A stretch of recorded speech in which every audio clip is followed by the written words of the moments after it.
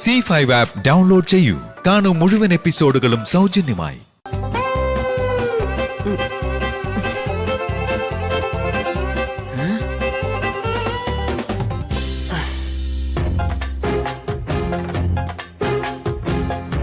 എന്തേ ഇയാൾക്ക് ഉറക്കൊന്നുമില്ലേ?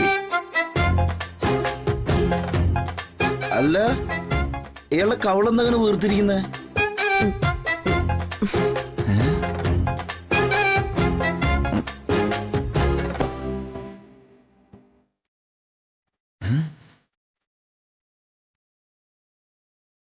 അപ്പൊ അതാണ് കാര്യം. എന്നിട്ട് തേനീച്ചൂത്തിയ? ഏയ്, തേനീച്ചാൻ വഴിയില്ല. ഇത് കടന്നല്ലേ തന്നെയാ? എങ്കില് ഇത്രയും വീർക്കും. എന്നാൽ ഈ റൂമിൽ എങ്ങനെ കടന്നല് വന്നു എന്നാ പൊന്നോട് പറയണം. ഈ റൂമൊക്കെ ഒന്ന് നന്നായിട്ട് ക്ലീൻ ചെയ്യാൻ. ഇയാളിങ്ങനെ ബലം പിടിച്ചിരിക്കാത്ത മസിൽ വിട്. അതേ, ലഡു തൊണ്ടയിൽ കുടുങ്ങിട്ട് ആൾക്കാർ മരിച്ചിട്ടാ. ആര് പറഞ്ഞു ഞാൻ ലഡു എടുത്തെന്ന്? ഇയാളെടുത്തൊന്നും ഞാൻ പറഞ്ഞില്ലല്ലോ. അങ്ങനെ സംഭവിച്ചിട്ടുണ്ട്, സൂക്ഷിക്കണം എന്നല്ലേ പറഞ്ഞത്. അതിപ്പോ പറയാനുള്ള കാര്യം എന്താ? എന്നെ ഉദ്ദേശം മാത്രമല്ലേ? അല്ല, ഇനിയിപ്പൊ അങ്ങനെ ആണെന്ന് അങ്ങോട്ട് വെക്ക. അപ്പോഴോ ഞാനേ ഇയാളുടെ സ്വീറ്റ്സ് എടുത്തതിന് തെളിവുണ്ടോ? ഉണ്ടെങ്കിൽ കാണിക്കാം. കാണിക്കട്ടെ? കാണിക്കാം.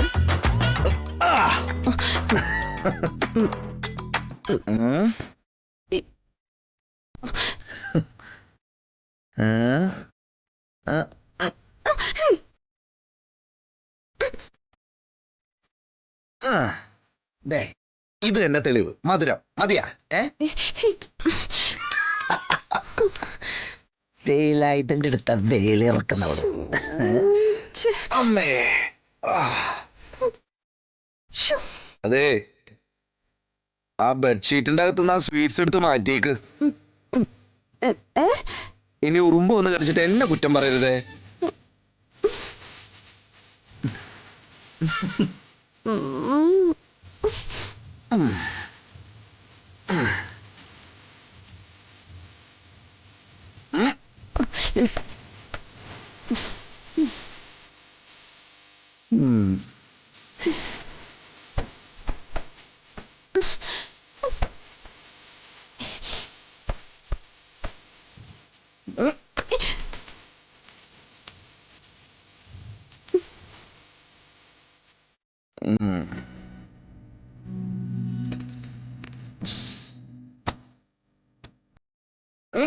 എന്താ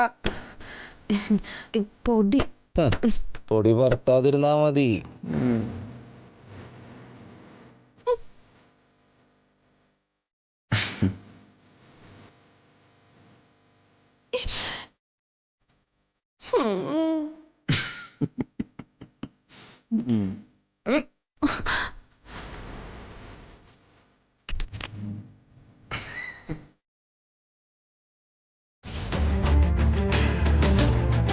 എന്താ ശാരദാമ്മേ, ഭർത്താവിന്റെ രണ്ടാം ഭാര്യയെ കാണാനൊരു പൂതി? രാജശ്രീ, ഞാനൊരു വഴക്കിന് വന്നതല്ല.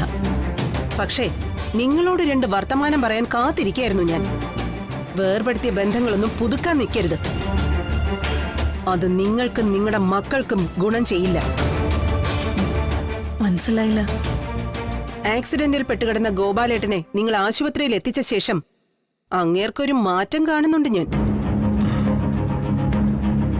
നിങ്ങൾ അമ്മയും മക്കളും ആണെങ്കിൽ ഏത് പുരയ്ക്ക് മീതെ ചായണോന്ന് ആലോചിച്ച് നിൽക്കുക. അതൊക്കെ രാജേശ്വരിയുടെ തെറ്റിദ്ധാരണയാ.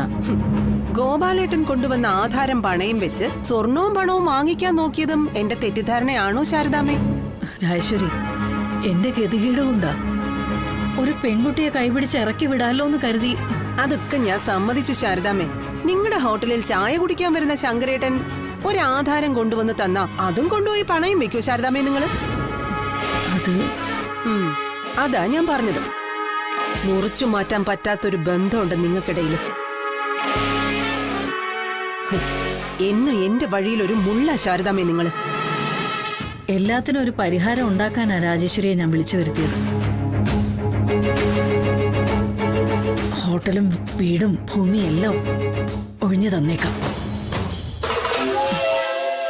രാജേശ്വരി തന്നെ അതെടുത്തു. ഞാനും എൻ്റെ മക്കളും ഈ നാട്ടിൽ നിന്ന് ഒഴിഞ്ഞു പോകണമെങ്കിൽ അതിനും സമ്മതമാണ്. രാജേശ്വരിയുടെ വഴിയിലൊരു മുള്ളായിട്ട് ഇനി ഉണ്ടാവില്ല ശാരദ. എന്നെ പരിഹസിക്കല്ലോ. ആരെയും പരിഹസിക്കാനോ കളിയാക്കാനോ ഉള്ളൊരു മാനസികാവസ്ഥയിലല്ല രാജേശ്വരി ഞാനിപ്പോ. 2 നേരം വിളക്ക് വെക്കുന്ന ദേവി സത്യമായിട്ട് ഹൃദയത്തിൽ തൊട്ടാ ഞാനിത് പറയുന്നത്. എന്താ ശാരദാമ്മ പെട്ടെന്നൊരു ബോധോദയം? കല്യാണം കഴിപ്പിച്ചയച്ച മകള് ഭർത്താവിനെ പിരിഞ്ഞ് വീട്ടിൽ വന്ന് നിൽക്കുമ്പോ ഏതമ്മയ്ക്കും ബോധോദയം ഉണ്ടായിപ്പോവും രാജേശ്വരി. എന്ത് വിട്ടുവീഴ്ചയ്ക്കും അവര് തയ്യാറാവും. ഞാനിപ്പോ ഉള്ളി ചുമന്നുകൊണ്ട് നടക്കുന്ന കനലിന്റെ ചൂട് രാജേശ്വരിക്ക് അറിയില്ല. കാരണം രാജേശ്വരി ഒരു പെൺകുട്ടിയുടെ അമ്മയല്ല. പെൺകുട്ടികൾ മഹാലക്ഷ്മികളാണെന്നാണല്ലോ ശാരദാമ്മ പറഞ്ഞോണ്ടിരുന്നത്. അതിലൊന്നും ഇപ്പോഴും ഒരു മാറ്റവും ഇല്ല രാജേശ്വരി. തെറ്റുപറ്റിയത് എനിക്കല്ല. പെണ്ണിനെയും പൊന്നിനെയും ഒരു തുലാസിന്റെ 2 തട്ടിലിരുത്തിയ പൊന്നിനാ തൂക്കം കൂടുതലെന്ന് വിചാരിക്കുന്ന സമൂഹത്തിന്റെ മനസ്സാ മാറേണ്ടത്. പെണ്ണിനോളം മികച്ച സൃഷ്ടിയൊന്നും ദൈവം നടത്തിയിട്ടില്ല ഈ ഭൂമിയിൽ. അവൾക്ക് മാത്രമേ ഒരു ജീവന് ജന്മം കൊടുക്കാൻ കഴിയൂ. വേദനിച്ചും കരഞ്ഞും ക്ലേശിച്ചും.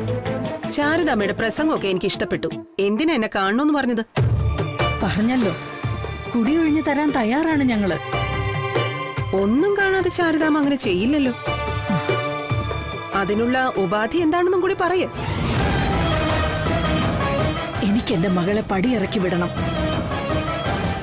അതിനുള്ള പണം രാജേശ്വരി എനിക്ക് തരണം.